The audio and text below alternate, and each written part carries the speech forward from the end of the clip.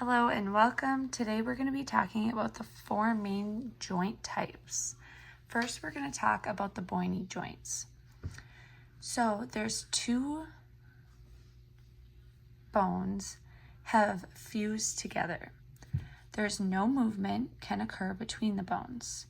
Here is a very good example showing that it is bone on bone. A very good example of this is the fused skull joint, shown in this image here. At birth, the bones of the skull are separated, allowing for flexibility and for growth. Over time, the connective tissue turns into bone.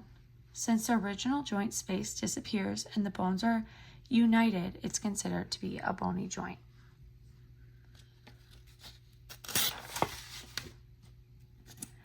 Fibrous joints. This is collagen fibers that hold the bone together, and it has very little movement. There's actually three different kinds, which is the suture, the gomophosis, the syndesmosis. Here's a very clear image showing how the collagen fibers hold the bone together. A very good example of this is the Cornell's suture is perfectly demonstrated what makes the fibrous joints, meaning the bones are tightly held together by fibrous connective tissue with little to no movement. Next, we have the cartilaginous joints. This is held together with cartilage, so holding the bones together with cartilage, and there is some movement allowed. Here's a very good representation showing how the cartilage is in the middle of the two bones. There's also two types of the cartilage joints, which is the synchondrosis and the symphysis.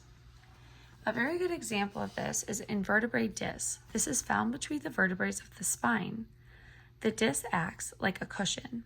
Here's part of our spine showing this little pillow right in between.